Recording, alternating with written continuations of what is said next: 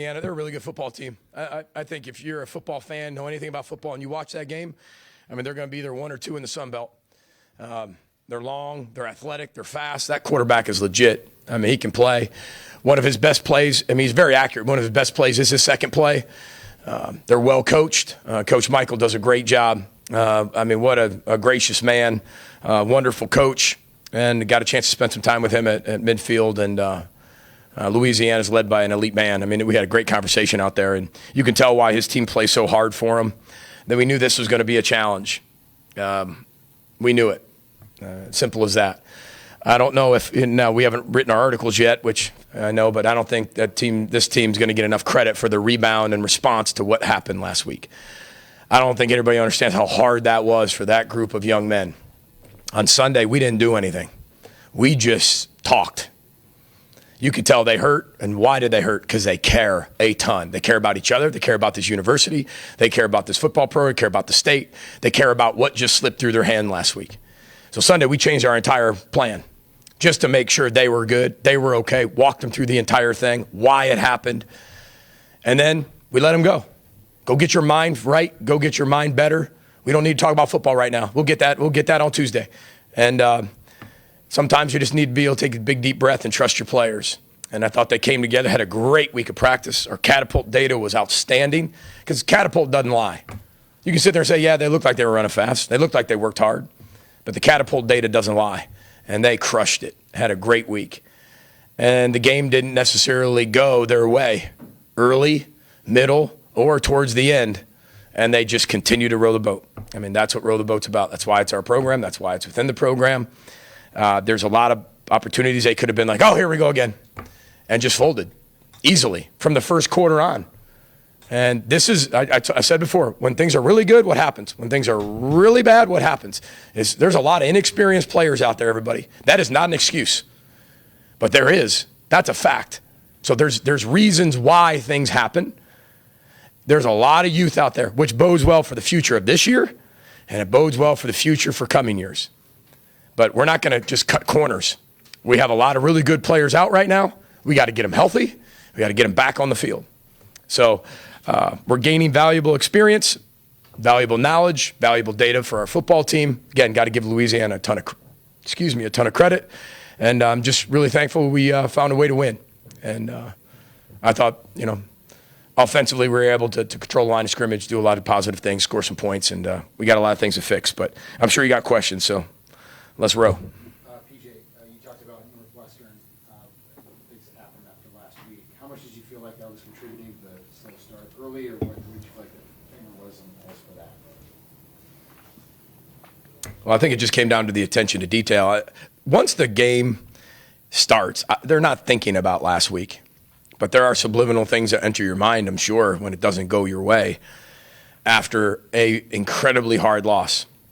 I'd like to say all losses are the same. They are because they have the same shape, right? They have the same letter. That's about it. They all tell you a different story of what you need to learn and grow from. When it didn't start well, that was probably the best thing that could happen to us. I mean, at the end of the day, probably the best thing to test the football team, to test what we were going to do when it did not go so well. And I thought they responded very well. And we had to get some things cleaned up. Part of the issue was when this guy gets a chance to step up in the pocket, he is deadly. That guy, he is a fantastic quarterback. I mean, there are teams in our league that would take him tomorrow. Like when you're talking about where the level he could play, it's unbelievable how good he is. His accuracy, and then when he steps up in the pocket, he is so dangerous because he can run and he can throw on the run. The halftime adjustments was to make sure that, because we didn't do a very good job of squeezing the lanes in our pass rush, whereas we needed to do that. And if he was going to escape, he was going to escape backwards. And that's where we got some picks. We got him throwing off his back foot. We got the ball in the air, and we were able to capitalize offensively on some of the takeaways. So if we would have done that in the first half, it would have been better. But we'll learn from that. Is that what you expect out of your running back committee? Yeah, this is, again, start of the year. It's unfortunate Darius is out. Obviously one of the best tailbacks already in the country statistically. He's only a true freshman. He's only played in technically 3 games.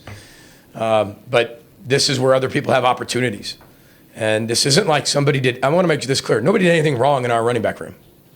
Sometimes people say, what happened? competition is competition. And consistencies, when everybody's pretty good, it comes down to who does it just a little bit better, more consistently. And not only that, everybody wants to play. Okay, but I get that. And there's a lot of players in my office every week wanting to play. That's part of being the head coach. That's part about being a competitor. But are you ready when your opportunity comes? And what do you do with it? Because if you're not ready and it comes, you probably won't get many more opportunities. And I thought a guy like Zach Evans took huge advantage of that today. And again, I think he's been, beginning of the spring, I said, hey, you got to be our guy. And as you kind of go through it, it's competition. And he didn't do anything wrong. Just consistency, the intensity, the focus on all the things. But when everybody's playing well, you got to pick who did it the best. And now we have a group of running backs who's gaining experience. That was a huge question mark at the beginning of the year. Bryce ran hard today. Sean did well today. I mean, Zach ran well today. We even did some things with Cole Kramer just to be able to give us some more options based on what they were going to play and how many numbers they had in the box. So I thought Greg and Matt put together a really good game plan. You know, when some of your best players, you lose Crab, then you lose Darius, you get something rolling, and every week somebody's not there. I don't think people know how hard that is, especially when you're young and inexperienced at a lot of positions. What was the conversation like in the headset on that fourth down play action call? It was very positive. Actually, it was. Because it was about ending the game, and period. And, you know, we actually had that play call scheduled for the first play of the game, believe it or not.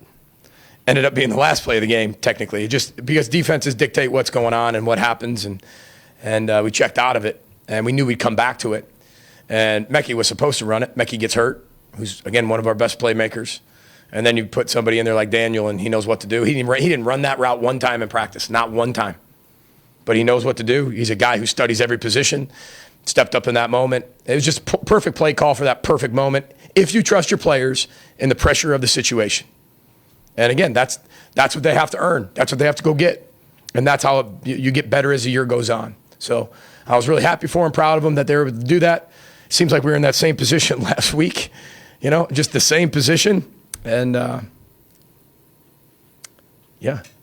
Scored 5 touchdowns on drives that crossed the 40. How pleased were you with the execution there? I was just pleased with the execution in general on offense. I think there were a few drives.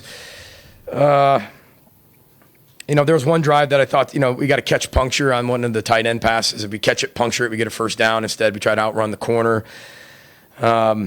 There weren't a lot of things. I mean, we start the game backed up at the -2. We got to get that stuff fixed, which we will. And kids, you know, if he jumps and catches it and lands out of bounds, we get the ball at the 35. Instead, I think he got a little confused, which we got to get. I got to coach him better. So, but we start backed up. That was not where we wanted to be. But once we got moving, I thought we dominated the line of scrimmage. We were able to run, which set up some really good passes.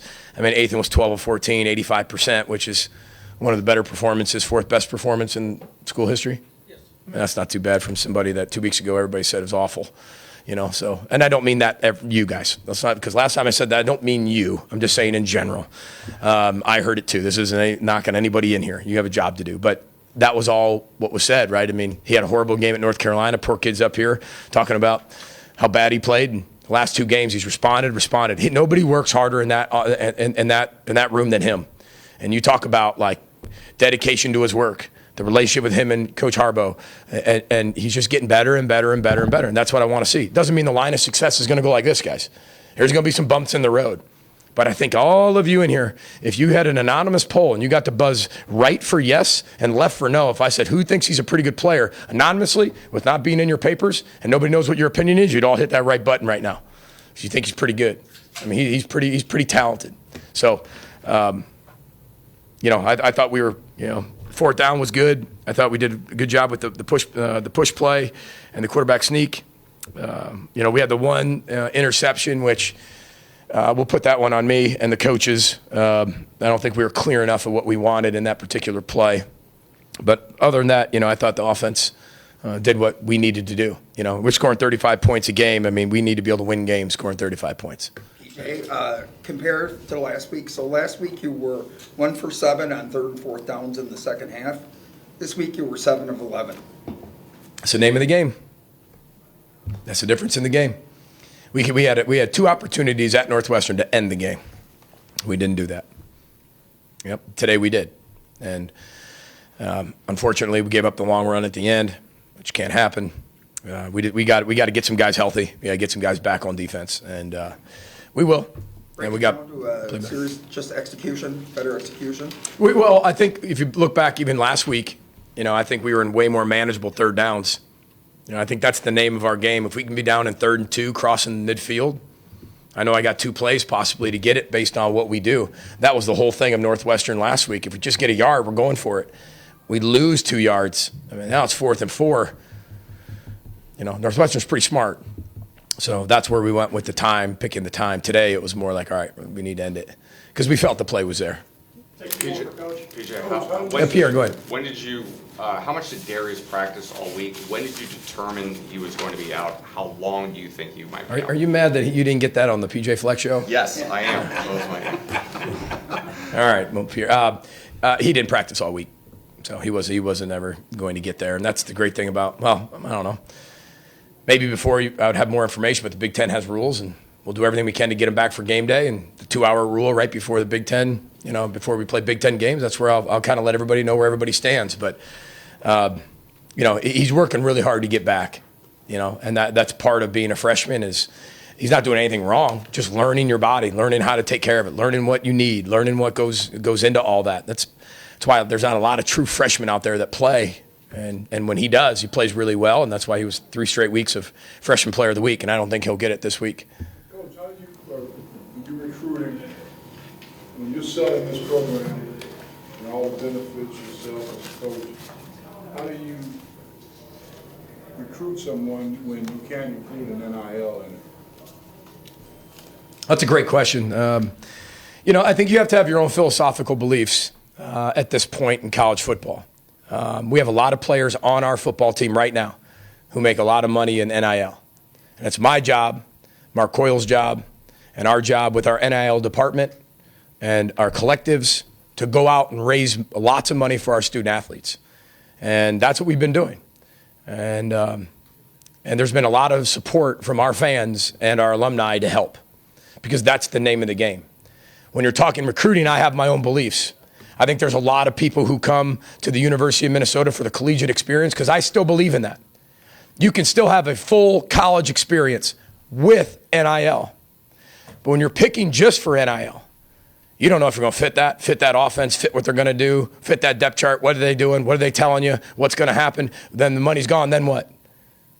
Right? Then what? We're talking about investing over the next 70 years of your life, not just the next 7 years of your life. We're not talking about just immediate take for right now when you're losing out on long-term gain. And I'm not saying that NIL and that part's bad because there's a lot of money being thrown around there that's life-changing for everybody. But at the end of the day, for us, we've got to stand on what we believe in and what we have and what we do. So there's been a lot of players that pick us because of our collegiate experience, because they want to play for the Gophers, because they want to row the boat, because they want to be developed academically, athletically, socially, spiritually. So not just the short-term money at the forefront, but they're getting it over the next 70 years of their life because they have incredible jobs. They have incredible impact, plus being able to possibly play in the National Football League. Understand what to do with that money and how to be able to invest it, what to do with it while you're here. So there's a lot of different beliefs on it, and it's very challenging. I'm not going to lie to you. The way everybody navigates the waters, of NIL, they do it all differently. That's the one thing that's not the same. It's like fingerprints. Not one person or one team does it exactly the same. But it is very difficult. However, I think we have one of the greatest recruiting classes we've ever had committed here at the University of Minnesota, right? Since we've been here. And there hasn't been a lot of NIL talk at all about what it's going to take to come here. It's more about you come here, look at the opportunities with our 18 Fortune 500 companies, our collectives of all the businesses, the local businesses. And the world is your oyster. Why wouldn't you want to do that? But there's always somebody that can outbid you. That's life. And that's why when I tell, and I say it publicly, to help our recruits when they're here and our players here, I hope everybody does everything they can to support our student athletes and continue to invest in the collective, continue to invest in Dinkytown athletes, continue to do and drink Duck Duck beer. It's so creative. We're finding a lot of creative avenues to produce that revenue to be able to help our student athletes. And that's the world we live in. And if you don't adapt, you'll die on the vine. Now, I believe in what I believe in. So changing and adapting are two different things. I believe in what we believe in. And the great thing about it is I get to work for somebody, the greatest athletic director out there, Mark Coyle, who our vision aligns with how we do things. And that's refreshing. It truly is. In a world of chaoticness, we align in a lot of the same things we believe in. But we work equally as hard to make sure that the experience people have at the University of Minnesota while they're here is the greatest in the world. And we'll continue to do that.